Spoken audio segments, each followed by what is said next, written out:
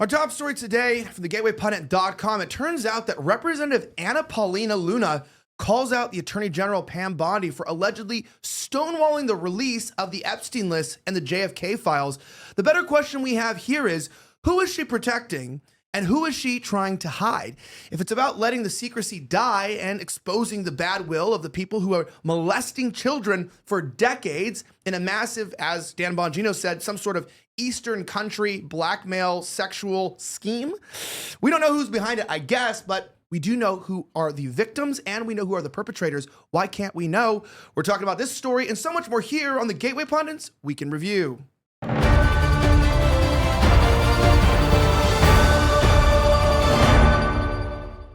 My name is Elijah Schaffer, and this is the Gateway Pundits Week in Review. We're recovering the top 5 stories of the last 24 hours, except today it's going to be a little bit of a longer show, and we're going to be covering some other stories. You're not going to want to miss it. Shout out to everyone watching live on Rumble. It is good to hear from you, including Vic Fish, Liberty 000, Reid, and the rest of you guys who are here. We got about 1,000 of you watching live, and we see you and we want to hear you in the chat.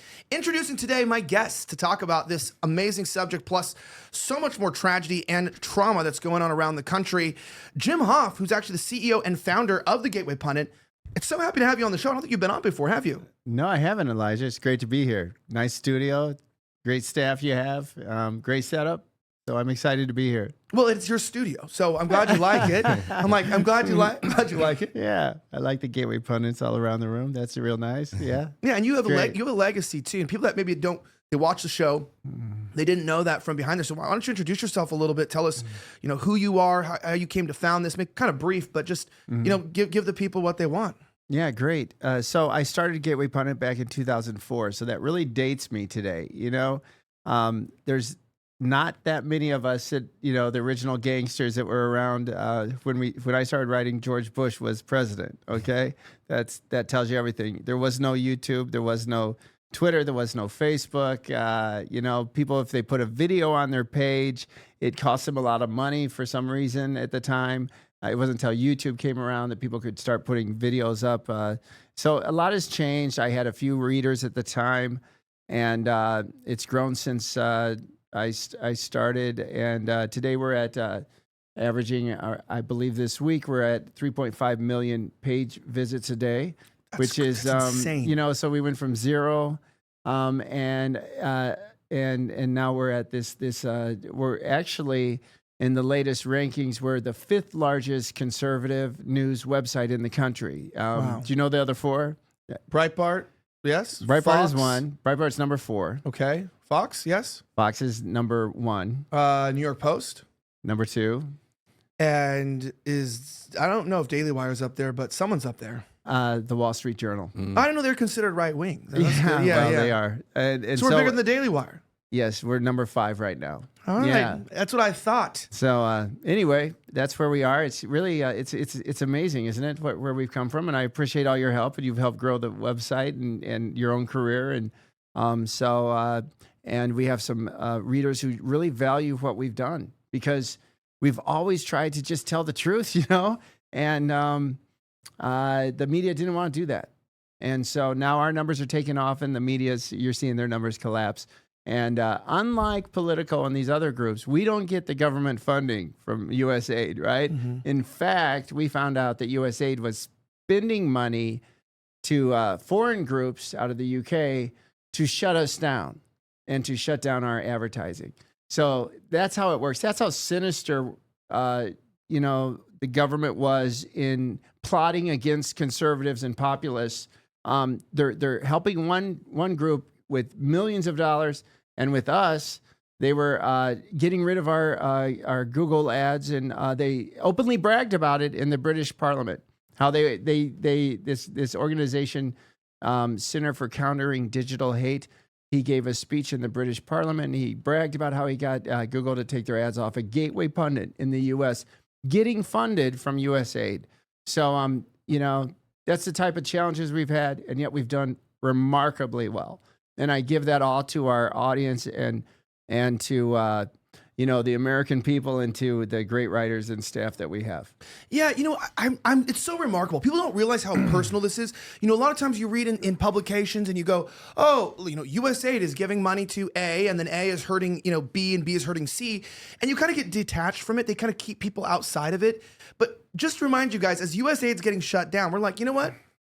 To hell with the corruption, because like I said, you have the Center for Countering Digital Hate in different groups, and they're receiving U.S. money that's being foreign operations outside of our supposed allies, and then that money's funneling back in to tear us down. And it's not just us, so it's not like, oh, well, we're some special victims. It's really you guys. Trump said it. They're coming after you because they really want me. And they went after him, and they go after the publications. But you know what, Jim?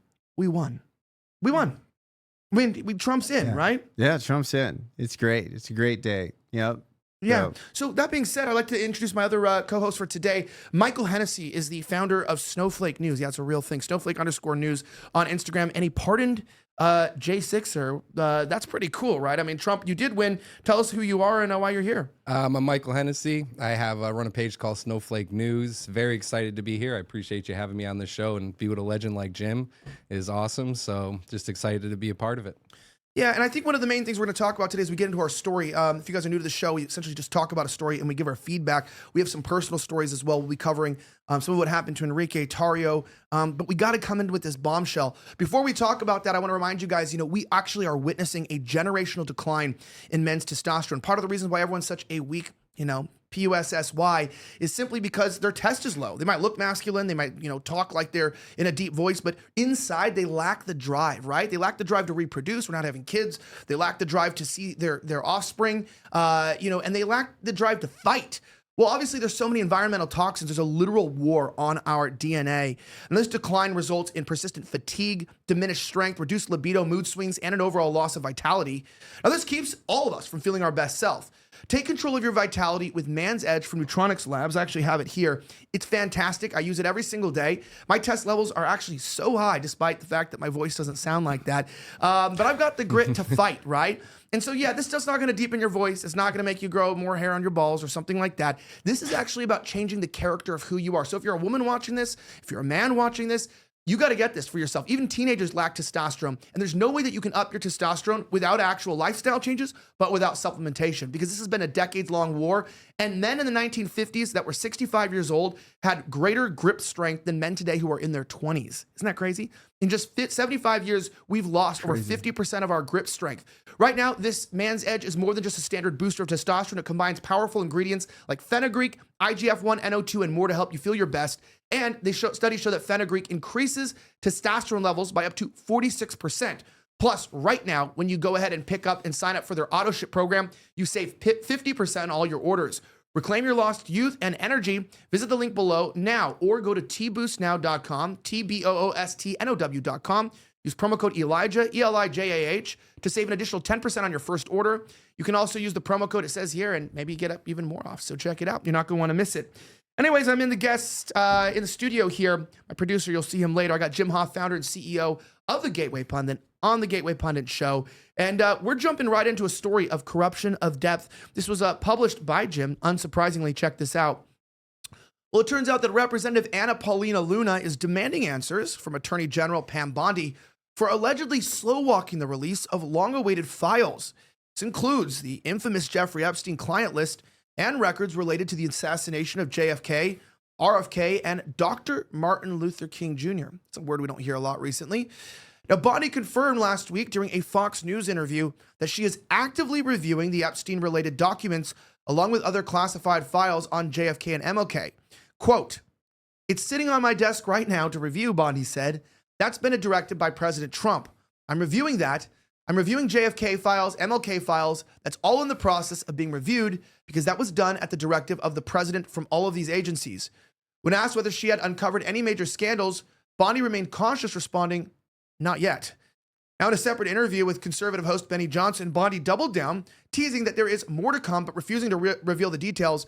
We're going to play that video for you in just a second here, which I think is vital. Again, this is from directly the Benny Johnson show. It was on the field at CPAC, I believe. Take a look. Scaring bad guys is something Cash has talked about a lot, and you have when it comes to Jeffrey Epstein and the people who are like predators in this country. They've been given a pass, and a lot of Americans think these guys have got a pass for a long time, and maybe even are still being protected right now. Where are we at with the Jeffrey Epstein list, the documents? And Cash has made a lot of public statements about this. Where are we at? I was briefed on that yesterday. I can't talk about that publicly, but President Trump has given a very strong directive, and that's going to be followed. Wow. Jim, she looks nervous. I don't know what you're thinking about this, but it didn't seem like someone who was confident that what they were doing was the right thing, or they were afraid on what they were doing. What is your take? Well, I like Pam Bondi quite a bit. I think she's phenomenal so far. I guess she really hasn't done much, but I appreciate that she was a lawyer for Trump during one of his impeachments. She did a great job there. I'm kind of reserved. I'm holding back judgment. She's been in office all of 2 or 3 weeks. She says it's on her desk. So I don't know what the holdup is, but I'm glad that Paulina Luna is putting pressure on her, because we're not forgetting about it this time. We've been lied to so many times by these Republicans, as much as the Democrats. And people aren't going to let it slide this time. So I think that was a great thing, and I think we'll see in the next couple weeks. I think I could see her take another week or two before she releases some of these items. But after that, then I think more pressure needs to be applied. But who do you think would be on this, or why would it be being held up? Because you said she might take a week or two, and you've been in the journalistic industry for a long time. You know that good research does take time, and you don't want to make any accusations without first making sure. I mean, someone could have been on a list because they were a federal informant. Maybe they didn't commit a crime. Maybe you've made a deal back end to already give them protection despite the crime because they exposed the rest of the people on the list. But from your take, over 20 years, at Gateway, why would they be delaying this when they know it's not just Republicans? The people want to know, who are these pedophiles?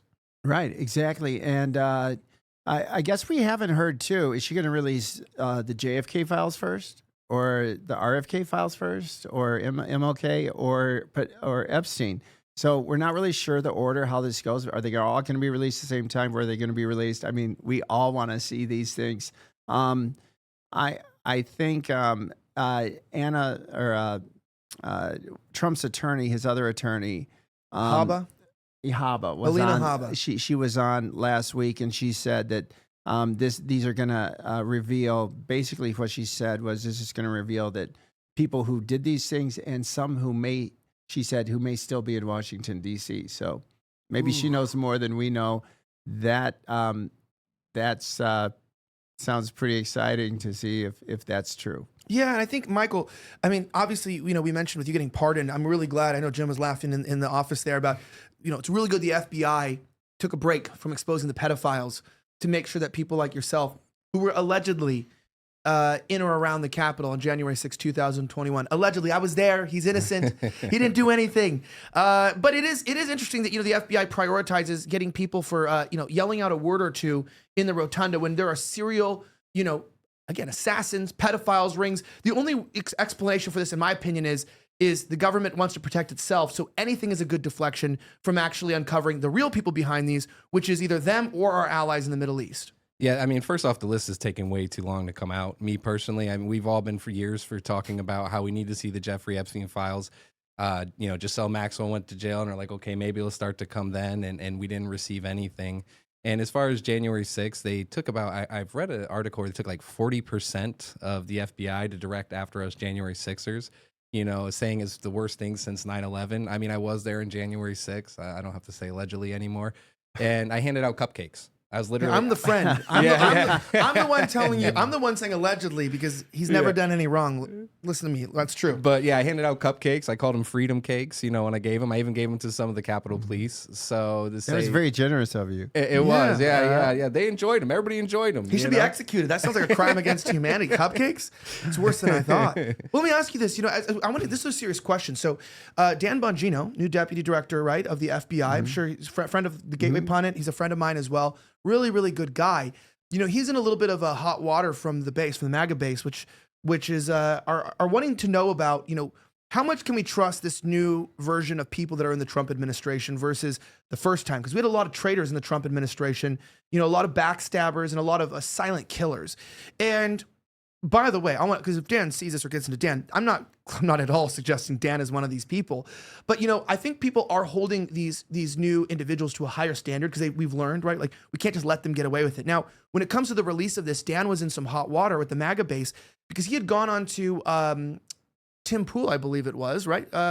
Mike, I think it was Tim. Yeah, it was Tim that he was on. Yeah. Okay, so he was on Tim Pool's show, also excellent podcaster, and he was asked about the Epstein files. You know, like, hey, what do you know about this from being in the intelligence community? And he just kept saying, you know, oh, you know, we know it's from some country in the Middle East. We just don't know what it is. And people were saying, look, we believe it's Mossad. I mean, are we going to find out this was our own government? Are we going to find out it's Mossad? Are people mistaken? Like, what's your best guess on what really the you know, JFK, RFK, these files, what are we really going to find out who was behind these, right? Well, I know with JFK and RFK, I interviewed Robert Kennedy Jr. Oh, wow. And he explained it for both his father and his uncle. He says that was the CIA. He firmly believes that, and I would take his word over any other investigator because he was, what, 10 or 11 or 9 or something, very impressionable age. His father gets shot. How horrible that would be, you know, and I'm sure that he spent a lot of his life, you know, looking at the details, and he's a very sharp guy. And so I think that's what we're going to find out more with those two cases, probably with MLK too. With Epstein, I, you know, it sounds like it's Mossad. It sounds like it's probably CIA. I don't think the CIA was blind about this, you know. But I really have no idea. You know, we actually filed at Gateway Pundit to get the list of the people who are on the Epstein list, and they wouldn't give that to us either. So we actually were one of those outlets that did that. Was it retracted, or did they just refuse to administer? I think they said that we didn't have cause or something. But yeah, because journalism is not really a big deal when you're investigating government corruption, I right? don't know. And and we did find out that it was a John Doe who blocked us. You know, so one of the, I guess, perps. I'm thinking. Okay, I don't quote me on this, but it was a John Doe who was on this list who did not want it released, and that's how that was one of the reasons they told us. It's so ridiculous. And I think but it does, I think the reason why Dan Bongino wouldn't say Mossad when it came to the Epstein files wasn't because he's some, I'm going to give him credit. I don't think he's paid by Israeli intelligence or he's like a traitor to the country. I think he actually knows what's going on. And when he said, you know, look, this is very serious. He said, we know it's some country over there. We know the CIA was involved, right? There's nothing Mossad does that the CIA doesn't at least know about. And there's nothing the CIA does that Mossad doesn't know about. These are, I mean, even if our countries are allies, these are two intelligence agencies that, quite frankly, I think are at war with their own people. I don't think the deep state in any country is really looking on behalf of their own citizens. I think they're trying to push their own financial and government and power interests right now. But I think behind it, my opinion, I'll go to you too, but my opinion, I agree with you. I think Epstein, probably Mossad, JFK, probably CIA, and Martin Luther King Jr., that I would say CIA or FBI. I would put it, because one seems international. Do you have a similar take or not? I'm following the same as you. I do believe with Epstein, Mossad, probably CIA involved in, you know, across the board. And the problem too is the more that they're prolonging this release of the list, it gives us kind of a distrust as American people. Why are you taking so long to actually produce this information? I mean, these people were in the wrong. Obviously, something was going on, especially with Epstein on the island, everything like that. So the more they make us wait, it kind of adds a little distrust to it. So I'm hoping that this is released soon so we can see who's entangled in it. Yeah, and that being said, you know, kind of transitioning topics here, we talked a little bit in the green room about, you know, just the massive distrust for the media. And obviously we have this story here as Rachel Maddow goes on an unhinged rant, attacks her own network, suggests MSNBC is racist for ousting 2 non-white hosts after Joy Reid's show is canceled. But before we talk about this amazing story, we're going to watch the video as well. I got to tell you guys about something important that you're not going to want to miss. So obviously, you know, crypto's in the gutter. You know, you go around and people are walking around, they're scared about their money. And right now, a lot of investors, you know, they're going around and they're talking about they're not buying oil stocks. They're collecting mailbox money, actually, from oil royalties instead. Now, this isn't a true story. I actually am an oil baron. I get like a check for like $37. My family owns some oil fields out in Indiana. I know I'm not going to spend it all in one place, Jim. Just be careful. Your Rolex will come in 27 years if I save all my payments. But I'm talking about passive income that you can have that shows up after a month. It's an investment that you can do that starts with as little as $25. When you go to ElijahOil.com, that's ElijahOil.com, you can discover how to tap into monthly royalty checks from America's most productive oil basin by actually investing in natural resources. Now, you don't need to be wealthy. You don't have to be connected. This is a very clear project that anyone can get involved in, but you do need a regular brokerage account.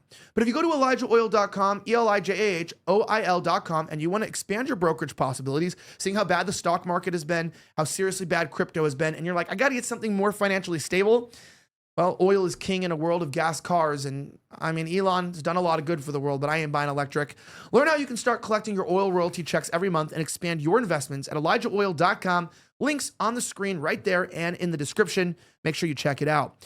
Now, transitioning back to the story, if you're just joining us on Rumble, what's up, guys? Good to hear from you. Mr. James G, California 100, James Kin. I see you guys in the chat. The chat is active. We got 2.2K watching live just on Rumble, which is fantastic. And if you're watching this later, whether you saw it redirected on one of our sister sites or right here on thegatewaypundit.com, again, thank you, as we do appreciate you watching this, and we could not do this without your earnest hunger for the truth. Let's jump into the story today as Rachel Maddow goes on an unhinged rant. I'm not shocked. Here's what Christina Lila reported. Well, you love to see it. Rachel Maddow attacked her own network in a shocking monologue Monday evening and suggested MSNBC is racist for ousting two non-white hosts after Joy Reid's show, The Reid Out, was canceled. Wah, wah, wah.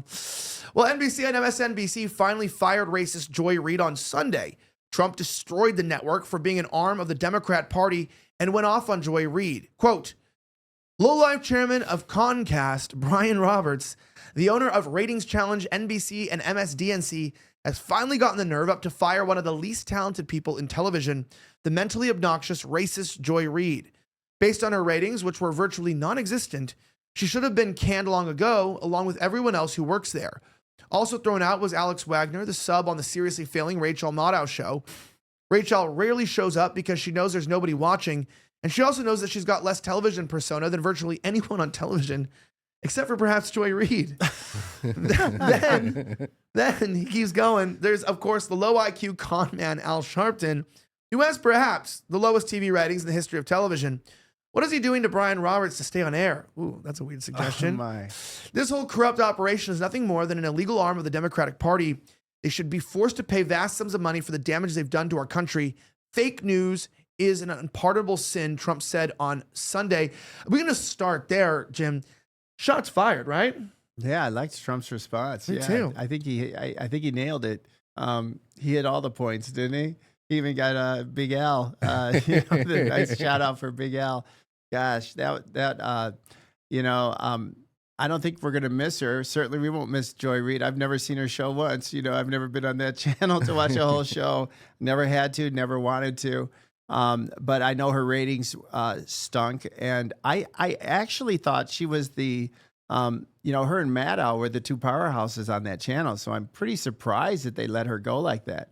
But I haven't been following what her actual polling was for her show. I know the network as a whole has really suffered since Trump won because the left thought that Trump was going to get shellacked again. And here he, wins in this landslide. And they've lost a lot of their audience that hasn't come back yet. So maybe they're going to shake it up. But what are they going to do instead? I hear they have this alternative show that's coming on, which is Michael Steele and a couple other losers who may replace Joy Reid. Like three hosts, unimpressive hosts who made a living the past 8 years off of bashing Trump. So it's really nothing new. I was a bit surprised that Joy Reid was let go. Did you see her though? She broke down sobbing. Believe it or not, this is not George Floyd. This is Joy Reid. But this is like an absolute. She has a very harsh appearance. So people have pointed that out. She used to be I'm just gonna say this. She used to have a much softer look, but being evil doesn't pay off. I've noticed evil people start to look like henchmen, like you start to see these congressmen after 30, 40 years in Congress doing evil things. They look like actual evil characters. And here she is, sobbing. Talk about a downgrade in equipment here, production value. This is not looking good. This is Joy Reid talking about getting fired from her network. Check it out. My show had value, and that that what I was doing had value. And in the end, I try not to cry on TV. And I say this is kind of like me on TV, so I apologize. And then it mattered. I see Karen is there, and she's been texting me as well. And so what I will just say is that in the end, thank you. Where I land is that the moment of guilt that I felt, that I went hard on so many issues, whether it was the Black Lives Matter issues of a young baby or a mom or a dad that was killed, or when we opened up people's eyes to the fact that Asian Americans were being targeted and not just Black folks, or went hard for immigrants who've done nothing but come to this country like my parents did and try to make a life and defended them, or whether we've talked about what the president is doing that is subversive to the Constitution, that is injurious to our liberty, defending books that people find inconvenient, that Nicole Hannah-Jones put into our spirit, that we need to understand 1619 as the real founding of this country, whether it's talking about any of these issues, and yes, whether it's talking about Gaza and the fact that we as the American people have a right to object, to little babies being bombed. And where I come down on that is I'm not sorry. I am. Wow. I Michael, love to see the tears. Yeah, she got canceled because she talks about Gaza, or was it the fact that she looks like a man and has the attitude of a bitch, and maybe people aren't into that anymore, and maybe ultimately she's just a liar? Well, I think there's a bunch of things. I mean, she's constantly race baiting, trying to divide people. Everything came down to race. And then as far as the mainstream media goes, nobody trusts it anymore. I know you mentioned, are they eventually going to come back? People going to come back to it? I think that we've lost all trust in it completely. It's kind of like a Mockingbird effect that we had going across all the stations. And that's why we have a great place like Gateway Pundit where people can go and actually get real news. And that's why you're seeing the expansion of it. I know you mentioned before, too, how USAID was like funding all these people. It's because the difference is that they're putting out the message the government wanted them to put versus actually putting the truth and the facts. So. Yeah, I mean, your response to that, I mean, you think that was genuine, or like, it's such a weird to cry about that and be like, I talked about some true stories. Mm-hmm. Well, yeah, she left a lot of facts out of her stories. Yeah. But you know what? If she wants to come write for Gateway Pundit, we'll give her a chance. We'll let her put up a few stories. So this is our invitation. Joy Reid, if you're looking for a job, give me a call. We'll try you out, see how it works out, and and go from there. Speaking of that, Michael Knowles got fired from the Daily Wire. Go to my screen here. He's now working at MSNBC. And I'm kidding. It's Rachel Maddow. Well, Rachel, they look alike. They do look alike. I thought that was Mark Cuban. Like when he put his glasses on, it was Mark Cuban look alike. Yeah. No. Well, this is where Rachel Maddow had a response to this. She got a little bit upset as of her co-host because she realizes she also looks like a man, acts like a, rhymes with itch, and also lies as well. So maybe people aren't watching her stuff either. And maybe Trump's insults are working on the heart of man. Although I will say, some of you are naughty in the chat. Somebody wrote, they said, you boys know that after a few too many drinks out at the bar, one of you would bring Joy Reid home. So no, we're not going that direction on the show, but don't even start. Not my type.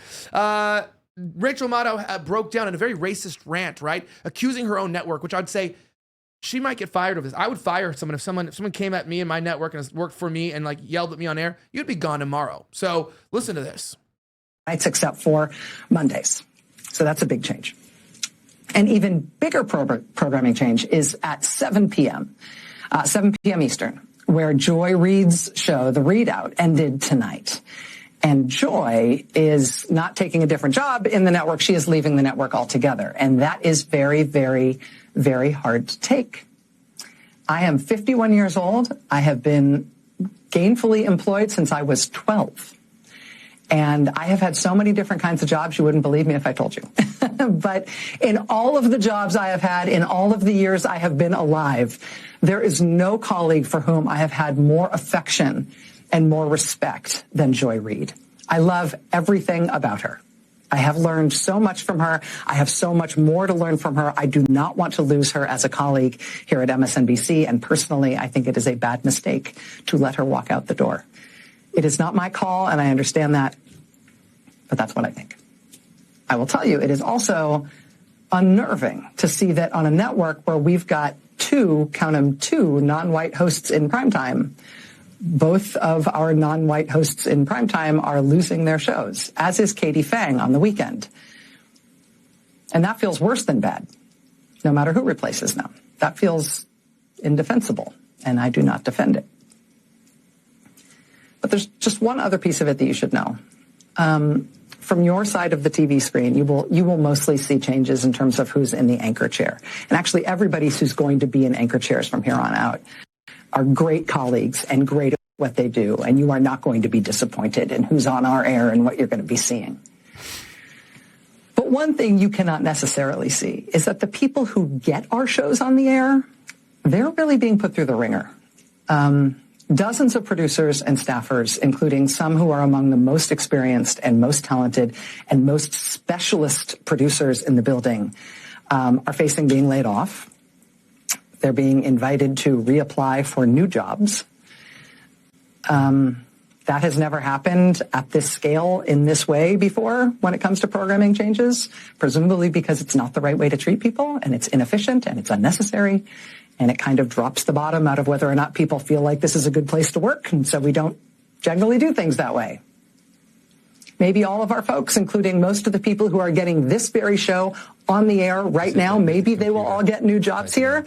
And I hope they do. But in the meantime, being put in this kind of limbo, the anxiety and the discombobulation is off the charts at a time when this job already is extra stressful and difficult. It is not news for me to tell you that the press and freedom of the press are under attack in a way that is really, it's a big deal for our country. It's very visceral for us here. I know that the business of the press is not an easy thing, and I know that no job is forever.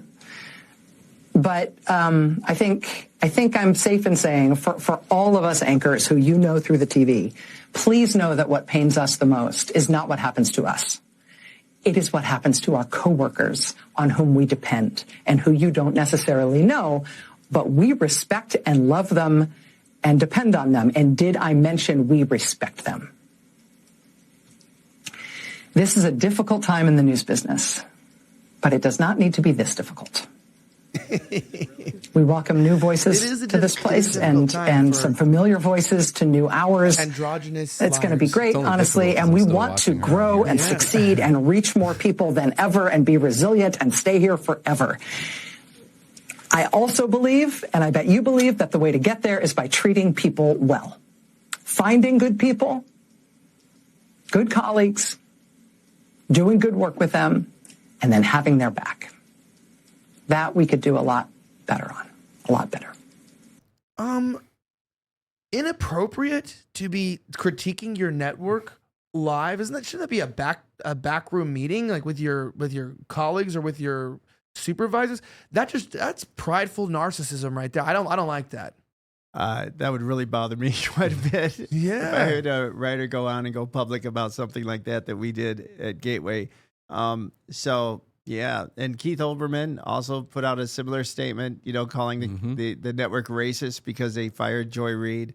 They're just stuck in what they're stuck in, and I don't know if they're ever going to change. I did like that little line she said, how the media is hurting today. It's hurting all over. Is it really? Gary Pundit's had the best numbers we've ever had. So I don't know if that's really true.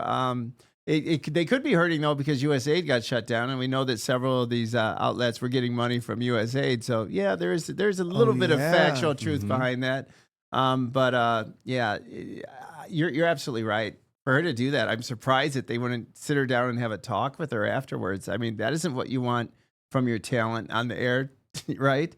No, not at all. Anyway, I'm going to introduce you guys 10 things that I don't like about Jim and the Gateway Pundit coming up. No, I'm kidding. Like, no, it's that doesn't even exist. It's like, no, but I genuinely, I couldn't imagine that. You know, the disrespect. It's like being married or something, right? You don't disrespect your spouse, you know, publicly or whatever. You know, if you have a problem, you take it up privately. You don't fight in front of people, right? You figure it out, you know, behind the scenes. Businesses aren't perfect. People aren't perfect, but you should take care of yourself behind the scenes. And I feel like that just shows you that they don't take accountability. It's not like your ratings are low because you're just not good at what you do or you're misleading the public. Your ratings are low because why? Because your boss is a bad guy and the people can't get what they want to see. And it's like, really? Well, we want to see the truth. And as we talk about that, I want to remind you guys of something very important as we transition into the story here, is that arthritis, you know, if I've ever heard of it, cancer, acne, rosacea, multiple sclerosis. These things are absolutely terrible. There are actually 4 different diseases in 4 different areas of medicine. They don't sound connected, but what if they could all be treated with parasite medication that turns out for those diseases to be true, but also treatable? What if I told you that you had a pet or ate sushi? Oops, we had sushi like a second ago. You more than likely have parasites. It's true. Now, your body can fight some of these, but this is not like some gimmick. Parasites actually do cause a lot of problems in your body. In fact, a lot of people are even using parasites reversely to get rid of autoimmune diseases. My background's in immunology, in genetic engineering and whatnot, and people like are getting hookworms in their feet to try to, you know, reduce skin rashes, different types of irritation and asthma. What does this mean? What it means is that obviously parasites have an effect on your body. They affect the way that you think, that you feel. They can affect your emotions. And unfortunately for us, because of the food that we eat and the diminishing ability of people to just cook our food, a lot of our everyday environmental problems could be causing our gut issues.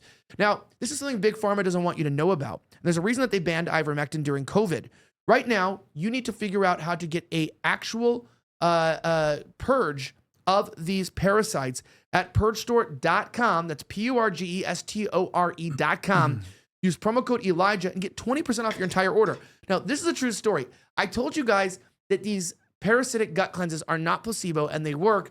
And unfortunately, you might find a cure to some of your problems.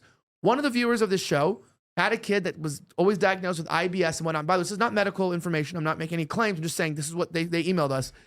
That IBS, they've tried like all the different, steroids and different injectables. And then he's like, look, I'm just going to try this, see if my kid maybe has parasites. And look, it's intense coming out, right? But this kid got healed legitimately. And it turned out he just had parasitic infection for years. And they thought it was IBS. But why wouldn't doctors check into this? Why? Because they don't make any money off this stuff. They don't have the patents. But you can pick up your parasitic cleanse right now at purgestore.com. Promo code Elijah for 20% off your entire order. Links on the screen and in the description. Before we talk a little bit about, we're going to talk a little bit about Enrique Tarrio. We'll talk a little bit about what's going on here. I want to talk about our story that I thought is really interesting. And I want to get your opinion on this, Jim. You know, Tucker Carlson was caught taunting Dan Crenshaw on GB News. GB News is a popular British outlet. I believe, isn't it owned by the father of Candace Owens' husband? Is that right? George Farmer's dad? Maybe I'm wrong. Don't take that as a claim from Gateway Pundit. It's just what I've heard. But Tucker taunts Crenshaw after Lawmaker says that he would effing kill Carlson. Listen to this. Originally published here by Christina Lila. Congressman Dan Crenshaw created quite a firestorm on Monday after he said that he would, quote, kill Tucker Carlson. In an interview with GB News host Stephen Edgington, Crenshaw began by trash-talking Tucker Carlson and claiming that he doesn't know what he is talking about when it comes to Russia and Ukraine. Tucker doesn't know what he's talking about, Crenshaw confidently said. He likes to visit Moscow and talk about how great the grocery stores are. I don't take his advice seriously, he added. And I want to play the clip here. I don't believe it's censored, is it? I don't think it is. So just check this out and tell me what you think. I want to discuss this. Was this just a man talking? This is the question. And just, I'm going to have to kill you. Like, it's not a serious statement. Or does this show something deeper going on about how the government feels about those who question their narratives? Watch. Just coming back to this $100 billion to Ukraine, I know that people like Tucker Carlson would make the argument that there's a real opportunity cost there. We could have spent that money on the border or fixing, issues in America. Yeah. What do you make of that argument that all this money could have been spent to help Americans, and not Ukrainians? Well, you can walk and chew bubblegum at the same time. We spend 75-80% of our budget on a welfare state in America, on Social Security, Medicare, and Medicaid. I would love to ask Tucker what he thinks that $100 billion should be spent on, and if he would vote for it as a conservative. Tucker doesn't know what he's talking about. Tucker likes to visit Moscow and talk about how great the grocery stores are. So I don't really take his advice very seriously. All right, so he says that. Now, before we get to the actual threat, what is that? Is that Dan Crenshaw's personal opinion? Is that the deep state speaking? I mean, to dismiss the guy's like, hey, you guys spent $100 billion on Ukraine, they're losing the war. Tucker's not very happy about that. He's like, it's basically just like a Moscow pro-Russian plan. Where do you stand on this debate between the pro-Ukraine, pro-Russia, as Dan being the head of the pro-Ukraine, and maybe we'll just say Tucker, I don't think he's pro-Russia, but being more on the other side of maybe it's not all Russia's fault. I think he's just extremely angry at Tucker because Tucker has a larger audience and more people are listening to him, and he's lost the argument. And I think it's as simple as that. I loved. Maybe we'll get to this, but Tucker's response to this, I thought that was spot on. And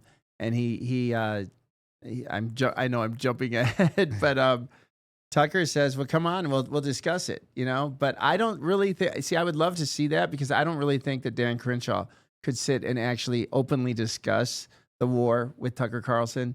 I don't think he has the talking points. I think he'd get too flustered, and I think we would see the rage and the screaming and him storm off.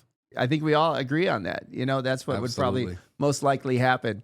So I just think he has a tremendously huge ego, and he's frustrated that people don't want to listen to him and that we all don't want war with Russia, which is insanity. But he thinks that that's the only way to go. It's just so crazy to me. I'm not on track with that at all. Yeah, and listen, I'm going to go to you, Michael, in a second, but I want to play this. Upon leaving the interview, as you've probably already seen, this was originally published by Nick Sortur, who is a journalist. GB News actually deleted this clip. I don't know if you know this. They deleted it. So definitely there was pressure here from the Crenshaw camp or the United States government, one or the other, for them to delete this. But things don't die on the internet. Unfortunately, if you upload your boobs to the internet, someone will uncover them one day.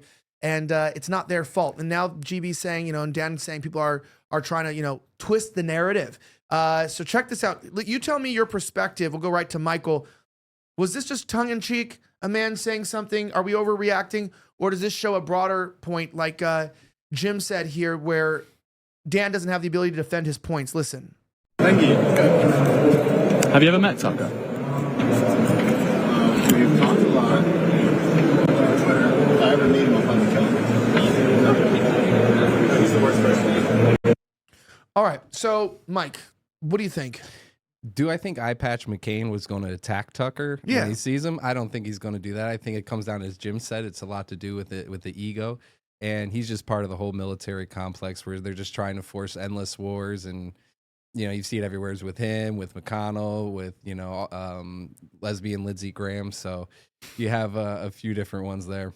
Yeah, and look at this, though. So, weighing in on this, it's kind of funny because Dan Crenshaw, when he was asked, did he threaten to kill Tucker, he said this. He said, lol, no. And then readers added context. Here's the video of Dan Crenshaw in question from Nick Sortur.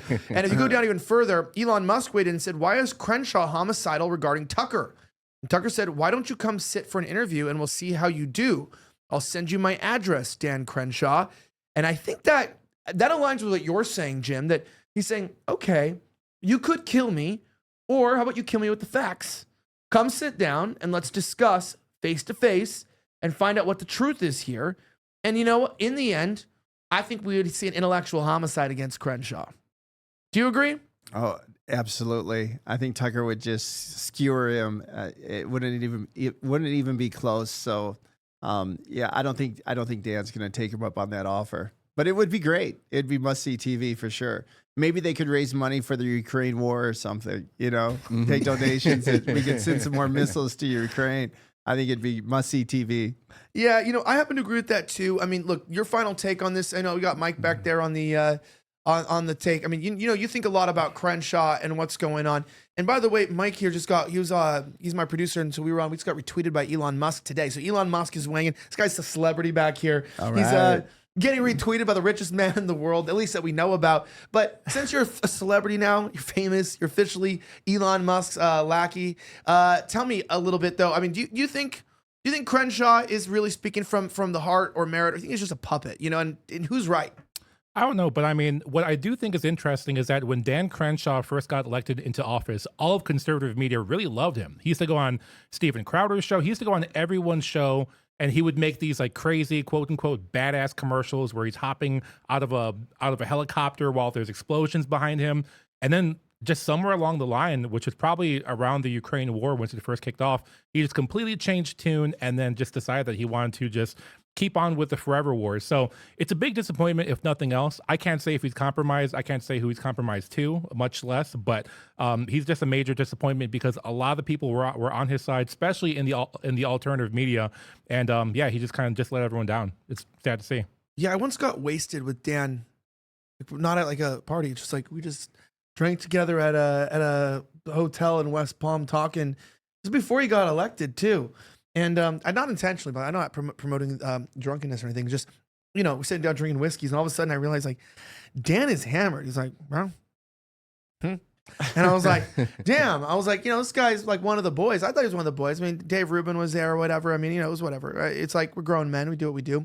But, I did have a lot of hope for him. And it turned out he just ended up being almost like one of the neocons, just one of these McCains or something like that. And I feel like I'm disappointed in a lot of these type who put on this American front, and they're veterans and they have all the right resume, but when it comes down to it, they're just sold out. I don't know if you feel like that, but I genuinely feel like it scares me for the Trump administration, because I'm hoping that's not what we're getting right now with Bondi and the rest of them, where it seems like they're on board, but going down the line, it's like they're going to vote for another $100 billion for Ukraine. Yeah. Well, I'll tell you, compared to the first administration, when Jeff Sessions, one of the first things he did was turn over his power to turn over his position to the second in charge, Rod Rosenstein.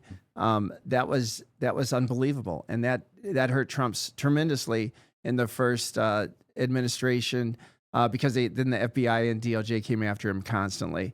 I don't think we're going to see that. I think we have some great people in. I think we have to give him a chance. I do.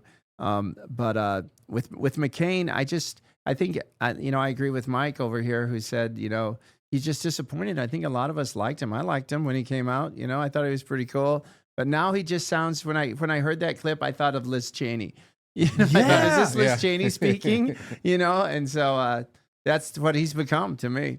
Yeah, and I do. Okay, and this is where I want to talk about two other topics here, because as we've talked about this, again, if you're just joining into the show, I'm joined by Jim Hoft, who is the CEO. No, it's the other guy. It's the 30-year-old. No, I'm just kidding. Jim Hoft, founder and CEO of the GatewayPundit.com, and my co-host, as well as Pardon J6er, Michael Hennessy of Snowflake_News. Make sure you both support the GatewayPundit.com. You've got to check it out and support. Get one of these mugs in our mug club. I was just mentioning to Jim here how much I actually think mug clubs are a gimmick, because the mugs always suck. And I'm like, okay, I want to support the thing, but I want a mug that I actually want to use. And it makes me mad because I don't have a sink in the studio, so I don't actually get to use this often. But it's actually weighty, which is the key sign of like a good mug. It has weight to it. It also is like embossed. So this is not some cheap, crap that it's like going to wash off. There's always like, they send you a mug, it's got like screen printed on it or something. And you also get the actual logo, like double sided. So sometimes they only even put on one. So it's like, then you're just here. But if you want to support the Gateway Pundit and our independent media and journalism and keep these investigations alive, you can join our mug club, sign up to become a member at thegatewaypundit.com. But as we get into the next story, I want to talk a little bit about other J6ers, Enrique, Tarrio, and some of the stuff that's been going on, as well as a slight comment just about the change in the media and censorship, if you don't mind, before you go. So let me tell you guys what's something important. As we go into this, make sure you guys check out this company called Van Man. Very, very important that you check it out. Now, my wife, we're very, very critical of these random health companies, right? You look at the back and it says that they're healthy food, but then it's got high fructose corn syrup. It's like, that's not healthy. You go and it says, oh, this is a natural sunscreen, and it's got literal carcinogens. You got Johnson & Johnson being sued for carcinogenic properties. And just today, you have I forget which company it was. Just today, one of the big pharmaceutical companies, do you know what this was? Just got accused of having carcinogens, and the Congress is being lobbied and might actually back them to block them from an investigation. So everybody hates you except for Van Man. Right now, whether it's sunscreen without carcinogens, whether it's deodorant without the heavy metals, whether it's toothpaste without the fluoride, or even my favorite, this honey tallow balm, literally just using essential oils, honey, and tallow for a once-all moisturizer that you can use. Now, why do I say this is safe? Well, I got a breastfeeding wife, and I also have 2 kids under 2, meaning their skin's sensitive. But it cracks, it shakes, they're white, okay? It happens, right? They say black don't crack, but white do, okay? And, my son's got fat rolls and stuff. So it's like, how do we get a product that is actually not only affordable, but high quality that can be used on an infant, on a pregnant woman, and doesn't feel gay enough. Sorry, Jim, but doesn't feel gay enough as a man. I don't want to be putting on like little Tushy cream or whatever. I want to have something that just feels good. Well, this stuff smells delicious. It feels good, and it can be used on everyone in the family. So pick up this balm today on your lips, on your face. And yes, you can use other places too, but at least be decent here, folks. But I do appreciate you guys as you check this out. Check out their products. It's all the healthy stuff without all the bad stuff at vanman.shop/Elijah. Promo code Elijah for 10% off. That's vanman.shop/ELIJAH. Promo code Elijah for 10% off. You got to check this out. If it sounds weird, honestly, it's not. It's just an amazing thing. Stop using petroleum jelly and all this weird stuff that has carcinogens and heavy metals and plastics. Get something that's actually good for you and your family. Speaking of something topical, Jim, you go way back with a lot of people. You've been around for at least, you're at least 35, as we put around. So you've met a lot of people. And there's been some interesting developments. We talked about January 6th. Gateway Pundit has been one of the biggest advocates for the January 6th prisoners. And I think that any criticisms that people have had of anything, like, oh, you could do more or this or that, it's like, well, we're not a law firm. We're not a political agency. We're not an activist group. We're trying to report facts here. And when the facts have come out, or when we could find the facts that haven't come out, we've done a damn good job. And your teams have done incredible. And you have done absolutely some of the best work that I've seen, if not the best, in the industry. Let's talk a little bit about some controversy here of some new information that we got about this, including about Enrique Tarrio. People don't know he's the chairman of the Proud Boys, and he was pinned as a leader of the, quote, insurrection. On January 6th, he gave you some information, told you a little bit about exactly what happened, because I know he got was it pardoned, or was he fully pardoned, or was he just... I believe he was fully pardoned. I'm not positive, but I believe it was full pardon. So it wasn't the other legal notion where he just was kind of like let out? Commuted or whatever it is? I'm not sure. Okay, well, I don't know. All I was going to say is, last I had heard, he was in jail for 22 years. I heard they found a gun on him, and that he was, coordinating the attacks mobily, and that's why he deserved to go to jail for 22 years. But apparently you spoke to him, and you found out information exactly what actually happened now that he's free. Can you talk to me about that? I'd love to. I had this interview yesterday with Enrique Tarrio, his first sit down since he got released, and I just thought he dropped bomb after bomb after bomb. And I'll be very brief with this, but there was a lot of information in there. The first thing that struck me was, by the way, he didn't have a gun. He came into the airport on January 4th.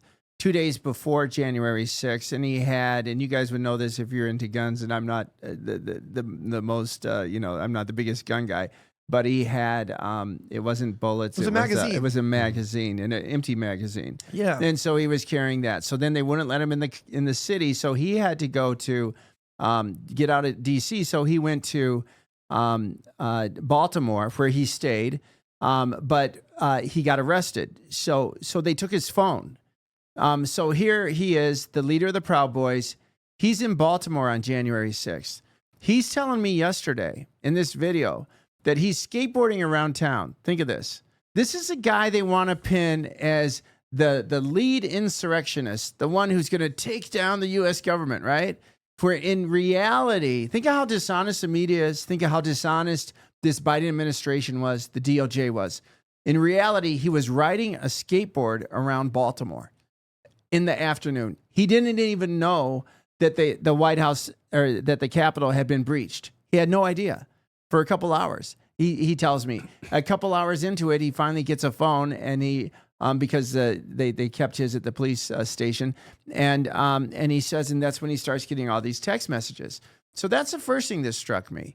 They're trying to paint this guy as the most, the evil genius in American history who's going to take over the government, and he's not even aware that it's happening. The second thing that from this interview, and I thought this was very important, he said that the only evidence the government had, the only evidence to take down these 5 Proud Boys, and we covered this at Gateway Pundit, and we covered this at the time, but what they had was this document called 1776 Returns, and we followed this story, so I know this story very well. The New York Times wrote a big expose on this, how excited they were after a year of investigating that they finally found the evidence that shows that the Proud Boys are behind this insurrection to take down the government. And they're running through the halls of the FBI and they're waving it around, and we have it. We have the evidence. We now have the evidence. It's the 1776 returns document. What that was in reality, the New York Times won't tell you this because they lie all the time. You can't trust any of these people. They lie all the time. That's why you need to read Gateway Pundit and watch Elijah Schaffer's shows. In reality, this was a document that was written by an FBI operative. His name was Samuel Armez.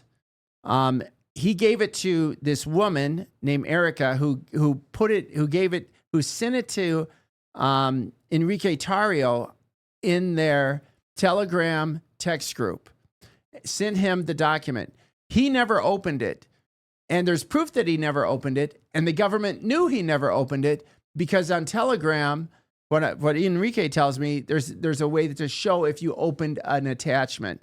And he says, you can still see, I never opened this. They sent it to him 3 times.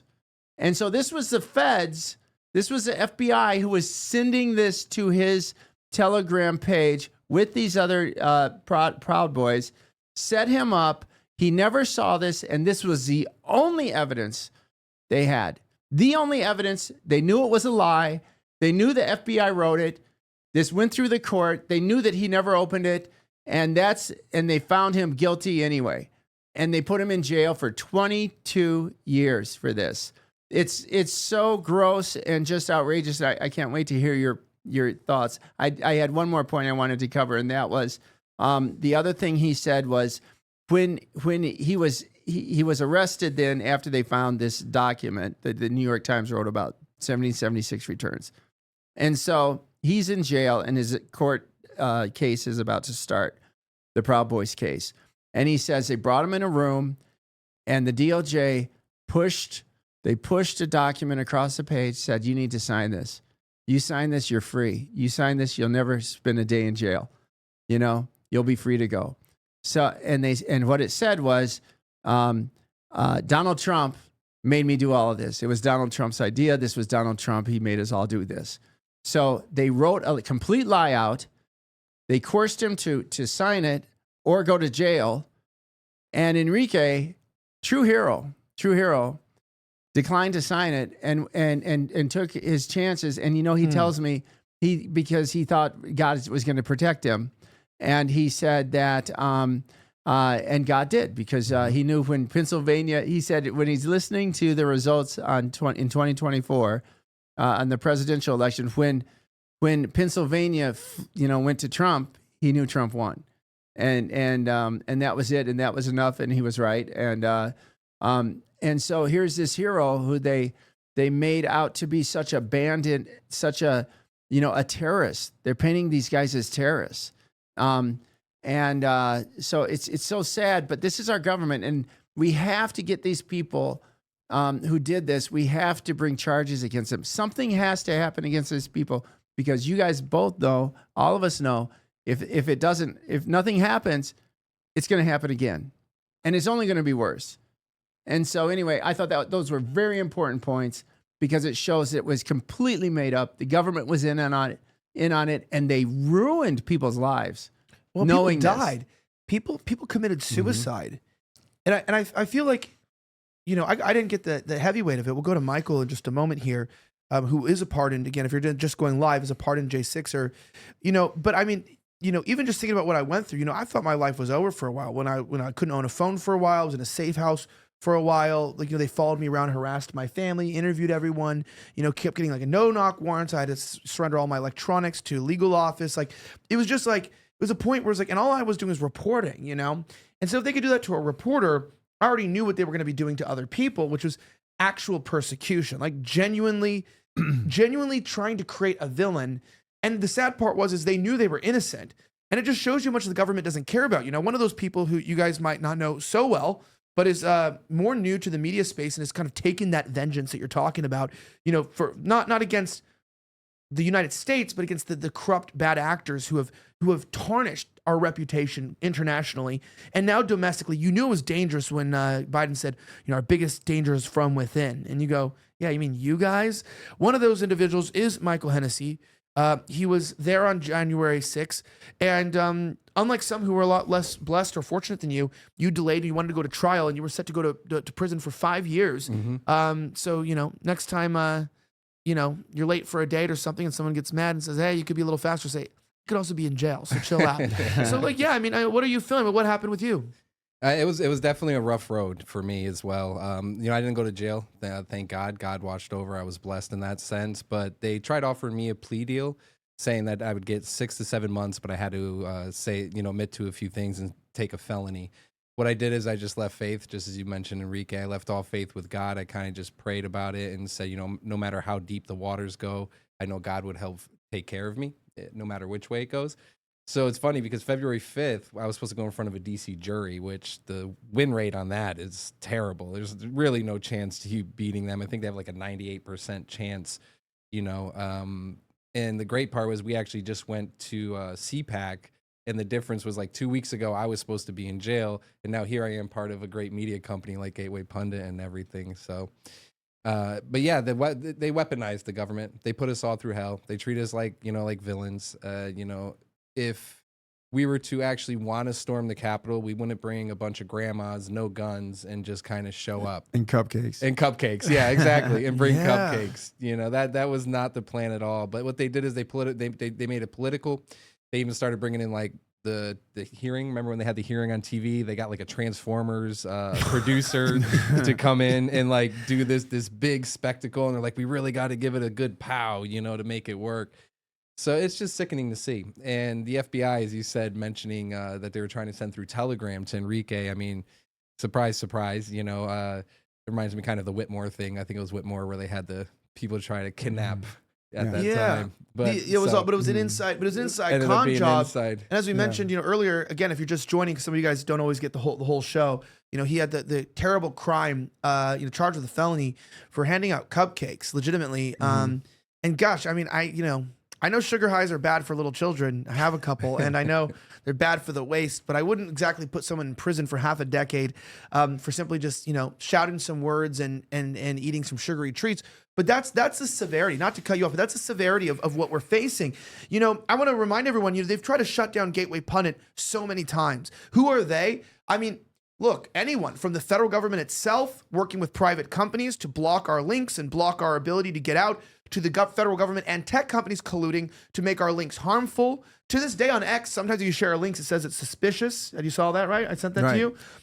But it's just leftover code from the previous administration, right? Because they used to block the links. I mean, and what was suspicious? What's suspicious about truth? Well, it's suspicious to people who are living on a throne of lies, right? They are living in a world of deceit and torment, and they don't want to be exposed. We always make jokes about like, oh yeah, not jokes, sorry, but just quips like, yeah, they're all satanic pedophile elites, but if you're a satanic pedophile elite and you went into Epstein Island and you had sex with a girl and you find out she was 13 and it's on video, unfortunately, the levels of corruption you might go to save your own ass and to keep people from really destroying you might actually be and cause the evil you're seeing today. So we don't say these things like they're conspiracies. We're not going after these things like they're, made up.